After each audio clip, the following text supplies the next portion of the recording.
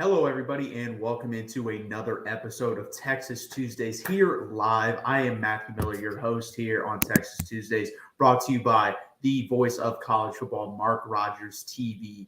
Can you please hit that like button? Please subscribe down below and settle down for another episode of Texas Tuesdays live. Thank you guys for being here so much. It's been awesome to hang out with you guys every Tuesday. I'm going to be here every Tuesday leading up into the season, in the season, and then also after games every Saturday on this channel, on the Texas channel specifically. So please go over to that Texas channel, like and subscribe there. That's where all the content is going to be, or I should say most of the content. You'll still have me here on Mark Rogers TV once in a while, but it's mostly going to be on that Texas channel. So please go over there, hit that like button and subscribe. You guys have been great. Thank you very much. So last week we talked about running back rankings in the Big 12. This week we're going to be talking about offensive line rankings. Guys, I thought of something, and I think this is how I'm going to do it. Going into the season, last week of the season, I'm going to predict the Big 12, who I think the offensive player of the year, the defensive player of the year will be in, what I think Texas' record will be, what I think the Big 12 will look like at the end of the year, the final rankings. And I will also have these rankings. I'm going to hit every position group before the season starts. So what I'm going to do is average it out, and I'm going to have a rankings just based on how I rank these teams specifically and see how those turn out and compared to my rankings. Are they similar? Are they totally different? What do they look like? It's going to be very interesting to me. Like I said, I've ranked quarterbacks so far. I've ranked running backs so far. I've ranked head coaches so far. I have O-line, wide receivers we'll get to next week, and then we'll have secondary, linebacker, defensive line. They'll hit in the next 2 weeks. So we can get those rankings done. I can submit them in. Let me tell you guys, the bottom of the Big 12, basically the same. The middle, there's a lot of variety there on these lists. The bottom, though, sorry, another surprise, or I hate to break it to you. I'll break it to you right now. Cincinnati is going to be last again on this offensive line rankings. They're going to be in for a rough season because I have Emory Jones as the worst quarterback in the Big 12. I have the running back room as one of the 4 or 5 worst, if not the worst. I forget if I had him the worst. This offensive line is the worst in the Big 12. They're going to be the worst team in the Big 12. I think on my list, I know I'm going to have Texas, Cincinnati. I don't know where I'm going to go anywhere else. I have an idea, but I don't know where. And I think on these rankings, I'm going to have Texas and Cincinnati when I average everything out as the best and worst. We'll see what happens with the other averages who I have coming in second. So, again, before we get started here on these offensive line rankings, please hit that like button. Please subscribe. Stick around because obviously getting your comments, questions in between some of these rankings. On top of that, we're going to be breaking down BYU and Kansas State. I might have another loss in here tonight for the Longhorns. We'll have to see. I have not decided yet. But like I said, stick around and you will find out. Thank you guys so much for being here again. I'm going to jump into the comments real quick before I get started on this offensive line rankings. Like number 4, thank you. Mike Fort, thank you. Popped in. What's up, Longhorn Nation? What about special teams? I can do special teams. I can definitely squeeze them in. Why not? You know what? Next week, we will do wide receivers and special teams, and then we'll get to the defensive side of the ball. I can definitely fit in special teams. Thank you, LFG. That's actually a very good point because special teams, it's 33.3% of the game, but it is worth, I would say, 10 to 15%. They definitely can lose you a game or win you a game during the season. No doubt about that. So I'm definitely going to do that now that you mention it. So no problem. Sure, you won't do it, but a Big 12 special teams ranking would be cool. I will do it. That was a good point. I'm going to do it. No problem with that. And I think I may weigh it differently because I'm not going to average it out the same as every other group, honestly, because I don't think it has as much of an impact. So I have to figure out a formula for that. But I'm really excited about what the formula is going to dictate of what the rankings are going to be and then what I think the rankings is going to be. I think it's going to be interesting. Do UT fans watch Man of the House in the offseason in anticipation of upcoming games? Man of the House. I have not heard of that. I watch a lot. I watch Barstool Sports. I like Brandon Walker. I like his stuff. I like Josh Pate. Fanatic Perspective is great on YouTube for Texas. Obviously, Mark does a great job. There's about 5 or 6 channels that I watch to get prepared for this Texas season. One silver lining. Yeah, maybe they can win a couple of games with that when we get there. Maybe. If they're close to being number 1, I may just throw them there. If they're in the top 3, I may just put them at 1 to make the Cincinnati fans feel better because it's going to be a rough season, guys. It's going to be a very, very rough season. It's a movie with Tommy Lee Jones. Okay. I might have to watch that. I've seen the documentary about Texas and Arkansas in the national championship game. I believe that's 1969. So I've seen that. So I'd definitely be interested in watching that movie, Mike. But let's jump into these rankings. Before I get started, does anybody want to guess who I have number 1? On the offensive line? Anybody want to guess? It's your guess is as good as anybody else out there in the comments. So take a guess on that. Honestly, I'm not as bullish on this ranking as I was last week. And then Mike says UT, of course. And I have to put UT in there because they do. They have the best offensive line in Texas. They return every starter. And let's put this up there just real quick to show what I'm ranking. Offensive line rankings for you people that are not here yet that will watch this video. Offensive line rankings. Number 1 is Texas. They return everyone. It's the first time in a long time Texas returned everyone at the offensive line position. You returned Kelvin Banks, who started all 13 games as a freshman last year, played fantastic. You returned Hayden Conner at left guard, Jake Majors at center, Cole Hudson at right guard, and then right tackle is Christian Jones coming back for his 6th year, guys. He has 48 games under his belt. That's insane. We're talking if this was an NFL player in a typical 16-game season, now they're up to 17, but let's go back a little bit and say 16. That's 3 years of playing in the NFL. That's a long time. So that's insane for him to play that many games in college. If he was in the NFL, that'd be a lot. But for 48 games in college, that's insane. On top of that, you have the depth with the Devon Campbell, who was the number 1 ranked interior offensive line coming in. He has sat there. You have Neto Umeozulu. I've always messed up the names. Then Cam Williams right there. Those 3 guys, I think, if injuries happen, and most likely they will because injuries do happen to all the offensive line, you'll see them play. But, guys, this was not overwhelming like it was for me for the running backs. I thought Texas was pretty clearly the best running back room in the country in the Big 12. But let me tell you, this could have – if you want to debate me 1 and 2 here, you can debate it 100%. I went with Texas because of the depth. But Kansas State, honestly, might be the most solidified offensive line in the Big 12, and that's what I have next. They return every guy just like Texas does, and they do have more starts. Why I rank Texas better, guys? Depth, 1. And 2, I think Texas has higher ceiling. Kelvin Banks still has a ceiling to hit. Cole Hudson, I believe, still has a ceiling to hit. I still think there's room for Jake Majors to improve at center. Other than that, I don't think Hayden Conner and Christian Jones can develop much, honestly. But this Kansas State team is going to be a good, solid offensive line. They just don't have that high ceiling that Texas does. They bring back KT Leuston, who has 34 games under his belt. The best offensive lineman, in my opinion, in the Big 12 is this guy. There's a debate here. It's between this. Okay, this guy's the best college offensive lineman. The guy that we'll get to later down on the list, he plays for BYU. He is the best pro prospect offensive lineman. Cooper Beebe, the best offensive line college player in the Big 12. He's played in 36 games. He's going to win an award at whatever offensive line award you think a lineman can win. He'll win one of them this year, in my opinion. Then you have Hayden Gilliam, a senior, 34 games under his belt. Haley Pasner, 23 games under his belt. And Christian Duffy, 36 games under his belt, 35 starts out of those 36 games. So this team is experienced on the offensive line. With Chris Klieman, that type of hard-nosed coach, especially coaching them, I think they're going to be a really good group. I think the floor on this group is 3. I think the floor is 3. I think the ceiling is 1. For Texas, I think the ceiling is 1 because of the depth and the stars behind the name. But the floor, honestly, is probably 5 or 6 guys. I can see this group taking a step back, and I think those Texas will still be fine if that happens. They just can't be abysmal, and I don't think they're going to be. I think at worst they're the 5th or 6th best offensive line in the Big 12. I would probably say 5th.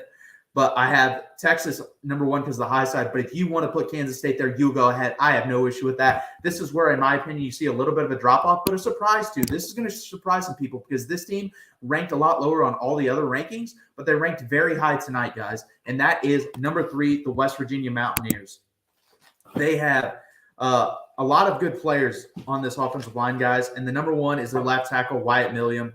24 games started. You see him on the Pro Football Focus, has him ranked as one of the 5 best offensive linemen in the Big 12, and I think he's going to live up to those standards, honestly. Left guard, you have Thomas Rimac, 13 games started.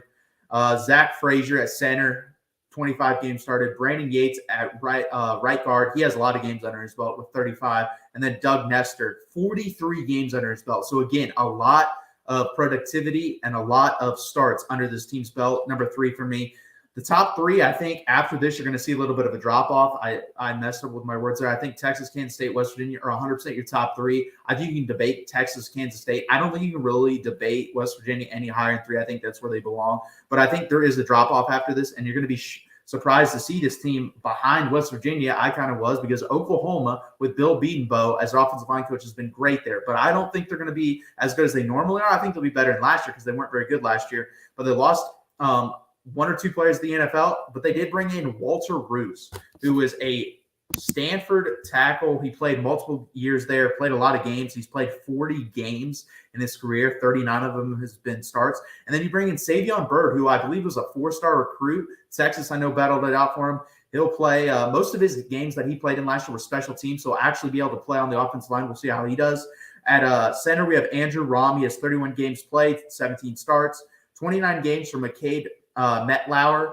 He's a redshirt senior. And then Tyler Guyton, 18 games played. So honestly, not a lot of high-level talent here other than Savion Byrd and Walter Roos. I don't think many of these other guys will play in the NFL, maybe have a cup of coffee. So that is why I have Oklahoma here. I think they're just a good, okay, whatever you want to call them, adjective you want to use there to describe this offensive line. I think they're going to be pretty good. I don't think they're going to be great. I think they'll get the job done because you have Dylan Gabriel at quarterback. We'll see how the running back room does because the running back room was ranked pretty low on my list. I believe they were number 9 or 10 on my list with Javonte Bard leading that group. But this offensive line is nothing to be like super excited about, honestly, guys. So we'll have to see about that. I'm going to jump into your comments real quick before I get back to this list. Let's see. UT, of course. You were supposed to be unbiased. I am unbiased. I think Texas is, like I said, if you want to debate Kansas State, I think that's a debate you can have. B. Bean says you're supposed to be unbiased. But go look. Guys, I did my research. I don't want to rank Texas number 1 because that puts pressure on this team. I know I'm just a nobody right now on YouTube talking about this. But the thing is, I'm still a guy feeding into that hype machine. And the thing is, if you look at it, they're either the best or second best offensive line. I put them number 1 because of the ceiling they have. But if you want to go with Kansas State, again, I have no issue with you. I wasn't going to have a debate last week about running backs because Texas has the best running back room. In particular, that wasn't that close. Quarterback, I had Quinn Ewers second. I believe I had Steve Sarkisian as the 9th best head coach in the Big 12. So I'm definitely not like, am I always going to be a little bit biased? Yes, but compared to 99% of the fans, I would say I'm one of the most unbiased Texas fans for sure. Texas has that much of a roster this year where you have to put them in the top 3 at every position group. I don't see a position group where I'm going to have them anything lower than top 3. Maybe special teams when we get there with Bert Auburn at kicker. I'm not a gigantic fan of his, but we'll have to see. LFG 100%. You said Orange Bloods, fantastic. The Inside Texas and Orange Bloods does a good job too. I like all my Texas content, so sorry for not mentioning them. I agree with you, LFG. I definitely watch their content as well. Texas has better O-linemen than Kansas State. See, that's the thing. I think Kansas State is a good, steady offensive line. The problem is they don't have the high ceiling that we have. They don't have the NFL talent that we have. Honestly, there's only one other team on here, guys, that has like an offensive line that I can line up with Kelvin Banks when they come out in the draft. And we'll get there very soon. We're almost to that point. But it's going to be interesting. West Virginia, veteran 23-0 line. Too bad they lost running back Mathis to Houston. Yeah, they do have C.J. Donaldson, though. Remember that, LFG. He's very good. He was just hurt last year. West Virginia, I believe, is the 5th or 6th best running back room. I actually like the pieces on offense other than quarterback. I'm not a fan of the quarterback. In the defense, I don't know. So there's what I've learned by doing this research, guys, is Oklahoma State I was higher on, and I started to dig deep into this team, and we're going to get to them a lot later in the list.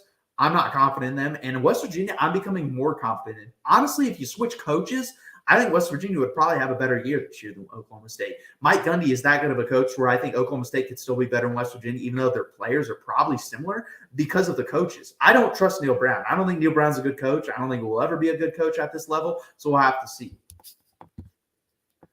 Sounds like Mouse, but Rouse Stanford. Yeah, Rouse, he's good. He's going to be good for them. 20 nice pieces on offense. 100%. They do have good pieces on offense. The issue is I think it's going to be the defense and Neil Brown. Don't trust them. Don't trust either of them. It's going to be interesting. But they have Wet Blanket. Hey, nobody knows you know what right now. That's very true too. We're all going by, to me, I went by number of games played and talent. That's basically all you can go on. These guys could regress. They could get better. They could get hurt. That could possibly happen too. So who knows? But we're going to jump right back in. But before I do, can you please hit that like button? Please subscribe down below. Go over to the Texas channel. Please hit that like button and subscribe there too, guys. Please, it helps out. Go to MarkRogersTV, the voice of college football. I believe he's got a couple. He's got a store out now. You can go buy koozies, T-shirts, stuff like that. Go support him. Use the Amazon link in the description of his videos and drop that in there when you go to Amazon. It gives Mark a little change. It helps out a lot. So please help out, guys. Please help out.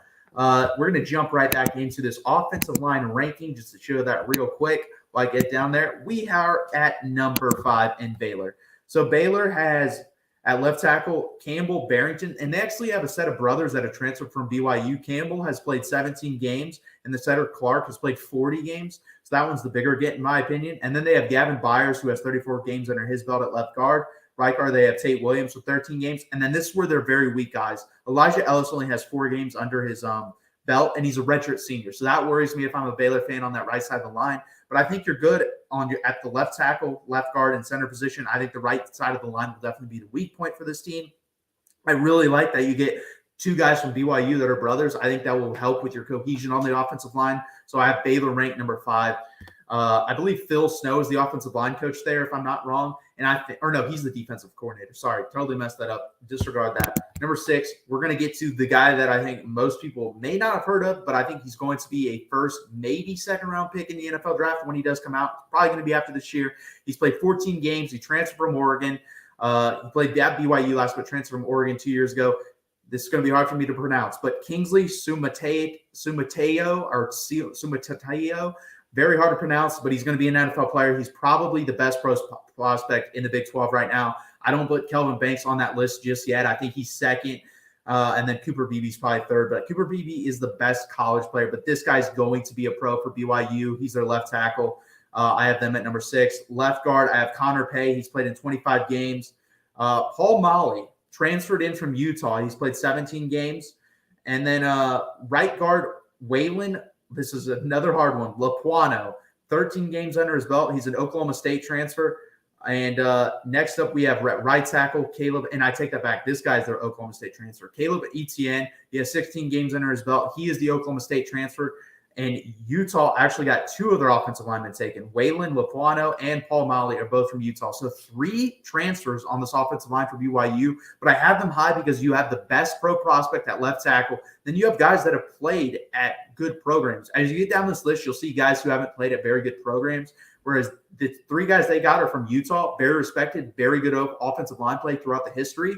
And then Oklahoma State has always had decent offensive lines. They have never had anything special. Once every 7 or 8 years, they'll have come across a really good group of offensive state from Oklahoma State. Caleb Etienne, no offense, isn't that, but he is good. Next up, breaking it right down the middle, we have the Kansas Jayhawks as the 7th offensive line in the Big 12. We bring in Logan Brown. He is a transfer from Wisconsin. He played 26 games there. He lost his job, so he will not be there anymore, but Luke Fickell coming in. This is interesting to me, guys. I don't know how to feel about that because I think if you're an elite offensive lineman and you're at Wisconsin, you're obviously playing. Do I think he can be good and still be at Kansas? 100%. So that's why I have Kansas in the middle because there's a lot of guys on here that have high upside, but I'm not 100% sure about like if they're even good, honestly. Next up at left guard, we have Dominic Cooney. He is from Missouri State, actually, guys. He is from a Division II school. He played 13 games there. He was hurt all of last year, so this will be his first action for Kansas in a Division I team. So it's going to be very interesting how he comes and plays. He was very good at Missouri State, so that will be interesting. If he can translate, this Kansas team could be higher on this list. I think if everyone played to their ceiling on Kansas and BYU, they could break the top 5. Will they? We'll have to see. Next up, we have Mike Nowitzki at center. He played in 32 games. And then Spencer Lowell, he played at Cal. He played in 13 games, and we'll see how he transfers over to the Big 12. I think he'll be fine there. He's fine in the Pac-12, and I think similar competition, honestly. Next up, we have right tackle Kobe Baines. He was with Louisville. He sat out last year. He has played in 0 college football games. 0. So I don't know what to expect from him at all. He could be good. He could be bad. He could be great. Who knows? We'll have to see. But I trust Lance Leipold and his developmental staff. I trust Kansas with Jalen Daniels back there. You don't even need to be great. If you're good and the Jalen Daniels is back there and he's healthy, you'll be good enough on the offensive line. That's why I have him ranked 7th. Next up, we have a team, honestly, maybe a little bit higher. Like I said, guys, after the first 3, I think you can shuffle probably 4 through 10 anywhere you'd like. After that, it drops off again. Number 8, though, we have Houston. They return every offensive lineman, and they have a lot of games under the belt. Patrick Paul with 32 games. Tyler Johnson at left guard with 13 games. Texas fans should know him. He was at Texas. He played in 1 game in the Alamo Bowl a couple years ago versus Colorado. That's the only game he ever played there. He's played in 12 games at Houston since, 13 total. Jack Freeman, redshirt senior, 42 games under his belt. So that's huge for them. Right guard, Tank Jenkins, 27 games.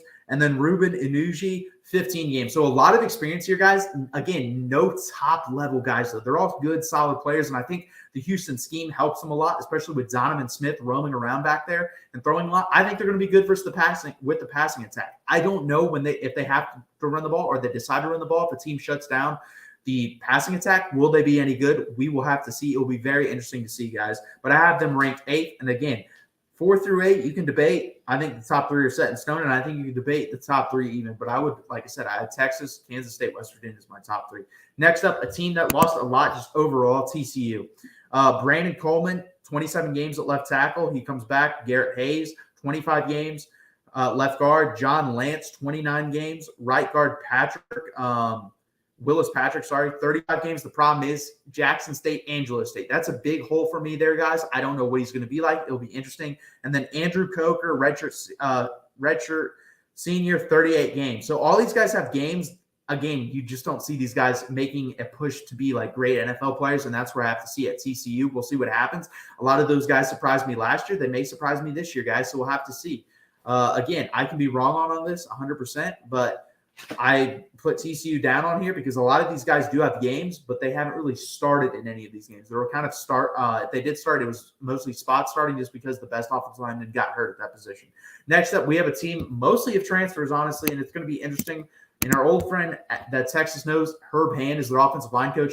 My opinion, he works perfectly with this scheme because UCF loves to run the ball and punish you up front. So he's great for this scheme. He's not good for an athletic type scheme where you have to get out in open space as an offensive lineman, but he's good for this type of scheme that Gus Malzahn likes to run. Tylen Drabel, 24 games, started at UCF at left tackle. And here we go. Transfer, Alabama. Amari Knight played in 20 games. I don't think he started many, if any, there at Alabama. And he transfers into UCF. Center, Bula Schmidt. 40 games played at Fresno State. I like this guy. He's played, I believe, like 38 of those were starts. So he's definitely got experience, and I think he'll play pretty well at the center position. Right guard, Lokai Paoli, 45 games played. And then you have another transfer, but he's from Kent State, Marcellus Marshall. So, again, 3 guys that are transfers, 2 from smaller tier programs. That's why I have them ranked down here. And then not as much experience as some of the teams above them as well. Next up, we have Oklahoma State. And the issue why I have Oklahoma State ranked so low, again, not high-end talent, not a lot of depth. And if these guys get hurt, which they've done in the past, Oklahoma State has had real trouble, guys, real trouble at the offensive line position, especially staying healthy. That's why they are number 11 on my list. Left tackle, Dalton Cooper, 36 games played. He's from Texas State, so we'll have to see how he holds up in the Big 12 now. Jason Brooks Jr., 17 games played. Joe Mike Maliski, center, 33 games played. Preston Wilson, 34 games played, and then Jake Springfield, 33 games played. So, again, if they stay healthy, they'll be higher on this list at the end of the year. The issue is health with them, and then high-end talent. Next up, and then we'll get to some of your comments. Number 12, Texas Tech. Left tackle, Monrose Mills, only 12 games played.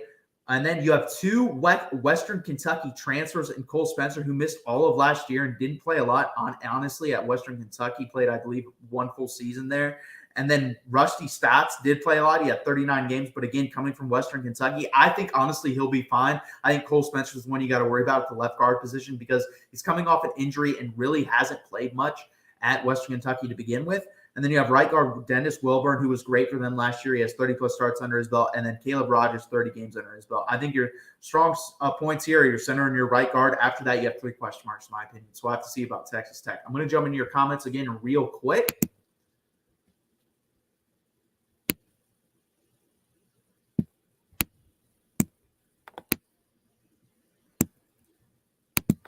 Howdy, everyone. Hello, Texas fans. Joey, I don't know if you missed it. I had your West Virginia Mountaineers ranked as the 3rd best offensive line in the Big 12.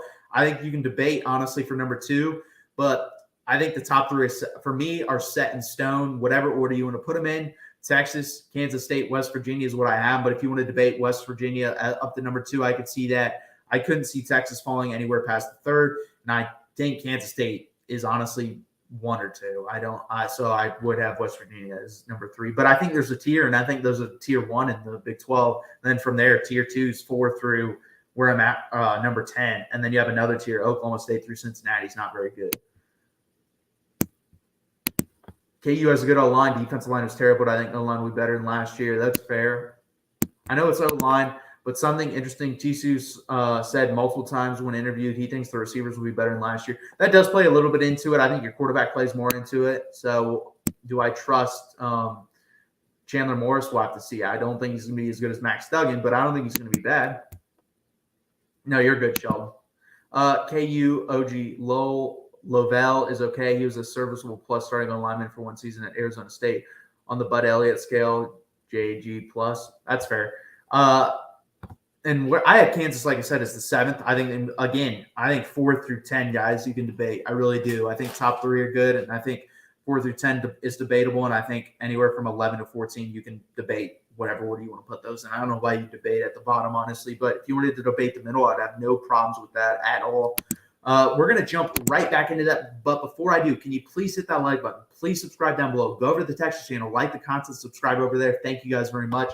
We're going to jump right back into this offensive line ranking real quick. And remember, we left off with Texas Tech at number 12, and we're going to get started with number 13, Iowa State, guys. Iowa State, left tackle Tyler Miller, 16 games played. Jared Hufford, 23 games played at left guard. Brady Peterson, 11 games played.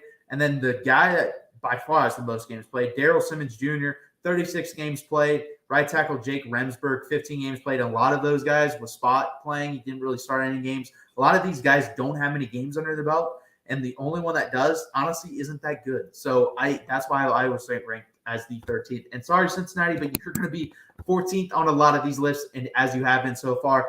Cincinnati, worst offensive line in the Big 12. I don't think this debate. I think 14 is 100% locked in. If you want to debate 13 through 10, whatever order you want to put those guys in, go ahead. If you want to debate 4 through 10, debate whatever order you want, or 4 through 9, debate whatever order you want to put them in. That's fine. And if you debate 1 through 3 and decide what order you want to put them in, I have no issue with you. But Cincinnati is the worst, no question in my mind. John Williams, redshirt junior, 28 games played. And then this is where we start getting iffy, guys. Left guard Trevor Radisevich played at Penn. He is very small also, and he only played a little bit over 20 games there. And you were coming from, no offense, an Ivy League team to the Big 12. No, that's not going to work. Center Gavin Gerhardt, 17 games played, so not a lot of experience. And the next guy, Louisville, Luke Kandra, he did play a little bit, 22 games, wasn't very good, transferred to Cincinnati. And then Kentucky transfer, DeAndre Buford, 15 games. So all these guys are basically rejects from programs, didn't even play that much there. And then you have a guy like Trevor Radisevich who was good at Penn, but it's Penn. So that's why Cincinnati's ranked 14th. I think they're 14th on a lot of these lists. I think Emory Jones I had as the worst quarterback in the Big 12. I think I had Paul Satterfield as the second worst coach. So they're either 13th or 14th on most of these lists. And I have a feeling when we come up with the formula, add it all together, with me ranking these teams. Now, that doesn't mean they're going to be 14 in my rankings, but they are. I'm just going to let you know that right now. I already know I'm going to put 1. I already know I'm going to put 14. And I have a feeling with all this going down, how I'm ranking these teams and how we're going to use this percentage-wise, where they're going to come out, I think Cincinnati's going to end up being the 14th worst team in the Big 12 in that poll as well. So, Cincinnati, you're in for a long season. I'm sorry about that because I live in Ohio, and I don't hate you guys whatsoever. I think you guys have a fun fan base. You have a cool stadium at Nipper Stadium, and I like your campus, but you're just not going to be very good this year. You lose Luke Fickell. You use a lot of good players. It's just going to be a very, very long year for the Cincinnati Bearcats. And that, guys, is the Big 12 offensive line rankings. If you guys have any debate in the comments, drop it in there. If you don't, that is fine as well. But I like doing this, guys. It gives me a lot of perspective if my standards are too high or too low for Texas. And just as I thought, my standards are right where they should be. I think 10-2 is the floor for this Texas football team. I think 11-1 is the ceiling. I don't think they'll go undefeated. I think they'll lose the game for sure, especially with this roster compared to the rest of the Big 12, guys. The rest of the Big 12 rosters are not very good this year, especially the bottom of it. So we'll have to see, guys. That's why I have Texas ranked a 1 on a lot of these because they are number 1 on a lot of these. I may be biased and say that, but the lowest you can even put them on this list, in my opinion. If you really wanted to dig deep and you hated Texas, the lowest possible I could see them on this list is 3. That's the absolute lowest. They're not below Oklahoma. They're not below any of those other teams. If you want to put below Kansas State or West Virginia, I can see the debate for Kansas State. I think you're just being a hater if you have them below West Virginia, but I could see it. But remember, guys, we're doing a schedule breakdown as well. So I'm going to break down the BYU game and the Kansas State game. Right now, I have Texas beating Rice. I have them beating Wyoming. I have them losing to Alabama. I have them beating Kansas, and I have them beating Oklahoma. Right now in my rankings, or in my schedule breakdown, they are 4-1 with the games at BYU, Kansas State, Iowa State, TCU, and Texas Tech still remaining. So we're going to jump into that, guys, since there are no new comments right now. We're going to jump into it and do the BYU breakdown. And this is something crazy about this Texas schedule this year too, guys. Texas only leaves the state of Texas twice. I believe they play Alabama. We play Iowa State. Those are the only two times we leave Texas. All of the Texas teams, obviously, we will be at their stadium where they'll be at home versus us. They're all in Texas. So it's pretty crazy. That's another reason why I think Texas can go 10-2. And we're going to get into this BYU breakdown. So BYU went 8-5 last year, guys, in the independent league, independent conference, whatever you want to call them. If you just want to call them independent, go ahead and call them independent.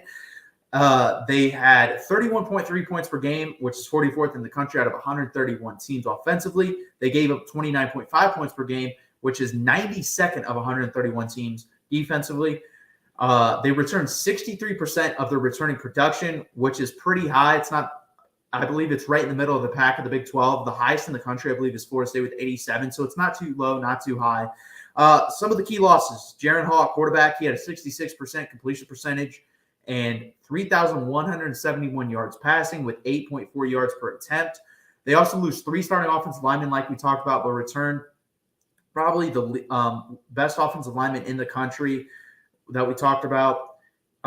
Next up, they did keep some guys, or there's 2 more losses. Sorry. They lose Christopher Brooks, the leading rusher, 817 yards, 6.3 yards per carry, and leading wide receiver who's playing pretty well with the Rams, actually.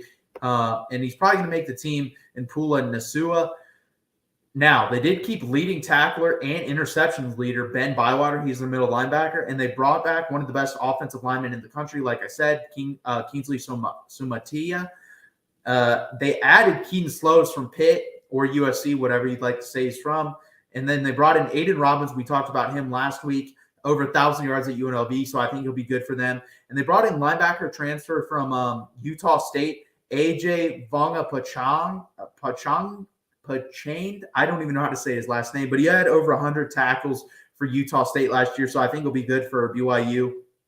I think this team is going to be pretty good, guys. Right now, if I just had to say in my head what they'll finish in the Big 12, I think they'll finish anywhere between 5 and 7. I think they're going to be the second best team to come from the AAC to the Big 12, they're going to be the second of the newcomers coming into the Big 12, guys. I think UCF will end up being the best. I think BYU 1 will be the second best. So I think Texas wins this game because it's at home. And I think if we can get pressure on Keaton Slovis and attack the right side of the offensive line and stay away from the left and Kinsley, then we'll be good. I think we win this game 37 to probably 24, guys. I think it's a pretty close game throughout, and we kind of break away in the fourth quarter. So that's a 13-point game. It's not a blowout. I'd say right now, if you ask Vegas, it'd probably be like a 10.5-point game, 11.5-point game. So I don't think my reasoning in there is too far off. So I have Texas winning that game 37-24. And I think BYU is going to be good in the future in the Big 12, but I think they'll be okay this year. And that is, I believe, who I believe will win that game, guys. Texas. So Texas now in my schedule breakdown is sitting at 5-1, playing at home versus Kansas State, a Kansas State team that we are going to talk about next. The winners of the Big 12 conference last year, guys, they went 7-2 in conference, 10-4 overall. They averaged 32.3 points per game, 37th in the country out of 131 teams, and 21.9 points per game defensively, 29th in the country, guys, out of 131 teams. So top 40 on both. So all around a good, solid football team. They returned 63% of their returning production, just like BYU, so the same amount. Losses, guys. Obviously, we have to talk about him. In my opinion, the second best running back in the country, second best running back in the Big 12, Deuce Vaughn. He had over 1,900 total yards, guys. That's a lot to replace. He had 12 touchdowns on top of that. They also lose their leading wide receiver and returner, Malik Knowles. That guy was around for a long time, hurt Texas a bunch when he was there, especially in the return game, so that hurts. They also lose the defensive player of the year. He shouldn't have been. Jalen Ford should have been. But I did pick this guy to be defensive player of the year last year. You can go look it up on YouTube. It's right here with D4 and I predicting the Big 12. I predicted Felix Anudike-Uzomah to win the Defensive Player of the Year, and he did win it. Should have come in second, but he's a very good player. Had over 8.5 sacks last year for Kansas State. They lose him. So they lose, honestly, their best player off their defensive line, their best player in their backfield, and their best player in their wide receiver room. So those are big losses. They kept Austin Moore, who was their leading tackler with 87 tackles. They also bring back Will Howard, who, in my opinion, was their co-starting quarterback with Adrian Martinez. He started, I believe, he came in and played in 7 games. I think he started 4 or 5 of them. And then all 5 offensive linemen return off this team. And I think that's the biggest thing, guys, that they return off this team. With Will Howard, who likes to run a decent amount, I really like that combination.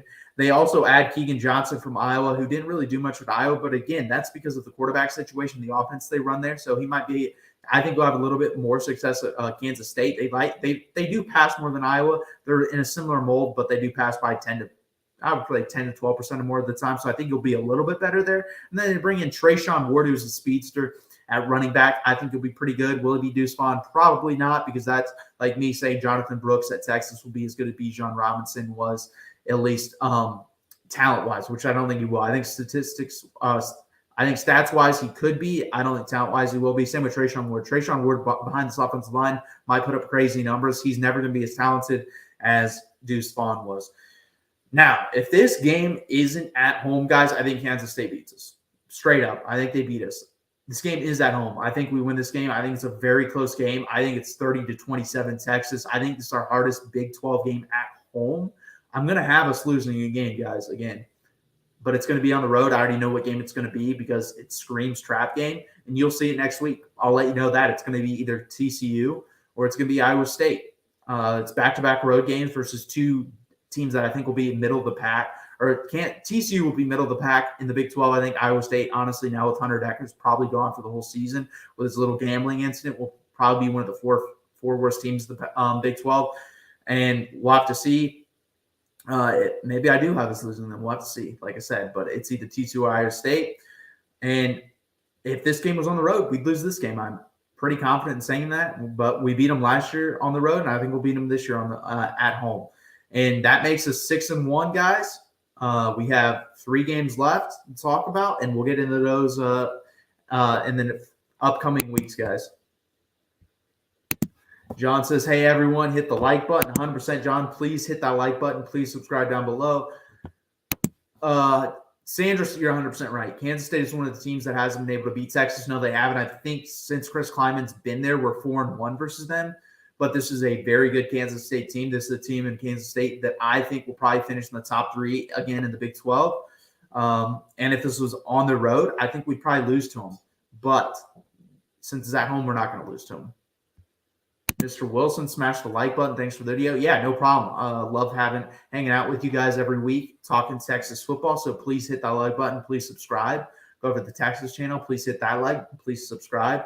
Like I said, I ranked the offensive linemen today. We talked Kansas State. We talked BYU. Texas is 6-1 now. We still have TCU breakdown, Iowa State breakdown, Texas Tech breakdown. I still have to break down wide receiver room, defensive line, linebacker, secondary, and special teams. I'm going to break 2 of those rooms down per week now. And then final week, I'm going to break down my rankings for all of Big 12, what I think we'll finish like, and who I think will place Texas in the Big 12 championship game. Because I'm going to have them there, guys. I think they're the best team in the Big 12. Who will they face? I think there's 4. At the beginning of this, guys, I'm going to be honest, I had 6 or 7 teams that I think they could play. I think that's down to about 4 now. I think there's only about 4 teams Texas could play in the Big 12 championship game. I think we're looking at, we're looking at Kansas, Kansas State, Oklahoma, and Texas Tech, honestly. I think those are the 4 teams that I'm looking at. So possibly, maybe UCF. I think UCF, a little bit more in-depth stuff on them, and we'll have to see. But I think those are probably the 4 or 5, maybe 5 teams that Texas could play in the Big 12 championship game. I think those would be fun matchups, honestly. I would like to face – if I had to pick a matchup, it'd be Oklahoma. I just think it'd be fun to face them again for a second time in the year in Dallas at Jerry's World. And also the big old SEC chant coming between the 2 schools would be freaking hilarious because the Big 12 would absolutely hate that. I think UCF would be probably the second most fun matchup just something different. It'd be kind of weird to see Texas and UCF in a Big 12 championship game on national television. That'd be kind of freaky, honestly. So, and they'll probably never play again. There's a really good chance how it happened. It'd be really cool if we could see it happen.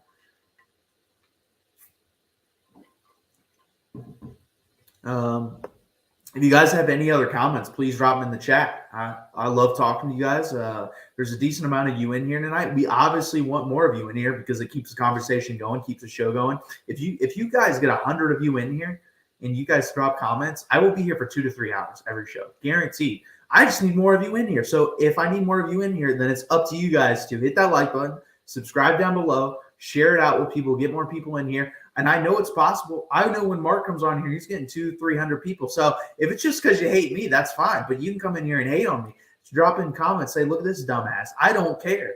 Just come in here and get in here. That's all I care about. So if you guys could please do that. I may have to cut this short tonight. Yeah, I need more content. I've given you a lot of content so far tonight, guys. So it's been awesome hanging out with you guys. Obviously, all this college football realignment. And you have the coaches poll coming out. Texas ranked 12th. People say, is that too high? Is it too low? I think Texas, honestly, if you look off the talent and the talent alone and not the history, should be ranked higher. But you do have to bring in the history, guys. You do have to bring in the history of underperforming with the talent you have. So I think 12 is fair. I think anywhere between 10 and 20 is fair. Who do you have us losing to? I missed it. I have us beating both the teams we broke down tonight, Sandra. I have us beating Kansas State and BYU. I had us losing to Alabama. I'm going to have another loss because I believe we will go 10-2, and there's only 3 games left, so you have to stick around the next 2 weeks for those. And then my final predictions, my locked-in-stone predictions will come in the last week. Like I said, we're going to go through Big 12 rankings, what I think will be the final rankings, what my formula comes up with by breaking down all these position groups, what that thinks will be the Big 12 rankings, offensive player of the year, defensive player of the year, Big 12 championship game, who do I have in it, and who do I think will win? My top 6 for the college football playoff. It's going to be a big show. And also this Texas State 10-2 for my final predictions. We'll have to see. So I didn't have them losing any games today, Sandra, between the Kansas State BYU game, but I'm going to have them losing between either TCU, Iowa State, or Texas Tech. Those are the last 3 games left. I'm going to have a loss there somewhere. Honestly, it's probably going to be either Texas Tech or TCU, and it's going to be interesting. Will I keep it like that, or will I say 11-1, go out on a limb, say we go 11-1, only lost to Alabama? I think there's a possibility we go 11-1 and beat Alabama, but that's why I just don't see. People may throw around 12-0. I don't see 12-0. I don't think that's honestly possible. That would be the most impressive coaching job a coach has done here at Texas since Mac Brown, maybe even before. Honestly, it might be Darrell Royal, because this team is very talented, no doubt. But it's hard to go 12-0, guys. It's very hard, especially coming off an 8-5 year, losing your best player. So we'll have to see. Sanders going 12-0 with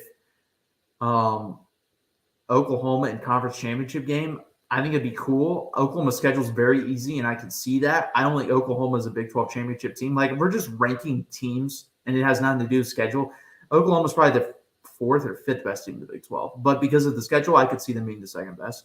I think Kansas State, honestly, talent-wise, is probably 2. But again, that doesn't matter because it's all about matchup, schedule, timing of when you play certain people matters a lot too. And that's why when we get into next week, you'll see or even the week after, why I have Texas losing the game. I'm not just saying this team's better than us or plays better than us that day. It has a lot to do with who we played before and who we play after. And I think that's a big thing, guys. And I think people need to realize that. It's all about matchup. So Oklahoma 100% could go 10-2, make the championship game with their schedule. In my opinion, if Brent Venables doesn't go anything better than 8-4, he's a failure of a head coach. Like 8-4 with that schedule is fine. You get to keep your job, and I think you'll be a 9-3 type. And going into the SEC, you'll probably win 7 games a year with him at coach. Honestly, he needs to do better than that. If he goes 10-2, I think there's light at the end of the tunnel for Oklahoma with him as the head coach, because that schedule is abysmal, guys. It's not good. You don't play any of the top teams in the Big 12. You play a lot of the bottom teams. So we'll have to see. It'll be very interesting to see. Like Sandra just said, schedule is very easy. Schedule is very, very easy, guys. So it'll be interesting to see. 100%. Like I said, I think I have Texas, obviously, Big 12 championship game contender, Oklahoma championship game contender, Kansas State championship game contender, Kansas championship game contender, Texas Tech championship game contender, and I think UCF is like that dark horse to me. So that's 6 teams. I don't think there's really any other team that can compete. There's other teams in that second tier where would it just blow my socks off if they made the Big 12 championship game? No, I don't think BYU would like, oh my God, they made the championship game. Would shock me. It wouldn't be like, let's say, a TCU type of shock. I don't think BYU would shock me. Let's see. I'm trying to think what other teams even in that category. TCU could also fit in that category of, wow, that's crazy, but it doesn't like shock me. Those are in Houston. I'm going to throw Houston in there. Houston in there as well. Honestly, if Baylor made it, Cincinnati made it, West Virginia made it, Iowa State made it, Oklahoma State made it, those teams would freaking shock me.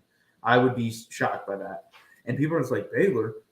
Yes, Baylor doesn't have, like I said, I have them ranked as the 6th best offensive line or 5th best offensive line. That's their best group. Their quarterback, Blake Shapen, I think I had 7th or 8th. Running back room was like 4th or 5th. I think they're like the 7th best team in the Big 12, especially with their schedule. So it would shock me, honestly, with the talent with the schedule. They don't have many returning starters. They have 15 plus transfers. They would shock me if they made the Big 12 championship game. I think realistically there's 5, maybe 6 teams if you want to throw in UCF, and then there's like 1 or 2 more teams or 2 or 3 more teams that could, and then the rest would completely shock me. Yeah, but they're just so bad. I don't even care if they have an easy schedule. They just don't have a good team. Like I said, I have them ranked 11th on the offensive line position, Sandra. I have Mike Gundy's like their highest one. I think I had him ranked as the 3rd best coach in the Big 12, maybe second. Actually, I think I had him ranked as the best coach in the Big 12. He's either 1st or 2nd. And then after that, their running back room's terrible. I think it was like 12th or 13th that I had him ranked. Alan Bowman was the 11th best quarterback, in my opinion. And then their offensive line is the 11th best. I just don't see them making it. They just don't have enough talent, but their schedule is very easy. So I think they'll probably win 7 games, honestly. I think they're a 7, maybe 8-win team just because of their schedule, but they don't have much talent. Guys, again, please hit that like button. Please subscribe. Go over to the Texas channel and do the same thing. That's where we're trying to grow the brand. And the thing is, we really need people to do that because that's where most of the content's going to be coming out, especially in season. So go over there and subscribe and like the content on the Texas channel. I think I'm going to cut this one short, guys. You guys have been awesome per usual. I will be here again, 7:30 p.m. Eastern time. Please hit that like button, subscribe, come back and watch that show. We are going to be breaking down Iowa State and TCU, and I'll be breaking down special teams and wide receivers in the Big 12, the rankings. I'm just going to let you know right now, Texas will be number 1 on that. You know why? Because they have the 2nd best wide receiver room in the country, 3rd at worst, in my opinion. USC and Texas and maybe LSU debating for that the 2nd best room. Number 1 is Ohio State. That's clear. They're number 1, obviously. And I agree, LFG, BYU has a distant chance. I like Kalani Sitake at coach. They have a great left tackle. I think Keaton Slovis will be good. I think Aiden Robbins, the transfer from UNLV, will be good at running back. But again, guys, please hit that like button. Please subscribe down below. Really helps out the content. Go like and subscribe at all the other channels on Mark Rogers TV. You guys have been great tonight. Again, 7:30 p.m. Eastern time next week, just like this week. Look, guys, I even have a banner for it. I don't have Texas Tuesdays. It's always going to be here on Tuesday at 7:30 p.m. Eastern time. Please hit that like button. Please subscribe down below. Hook 'em.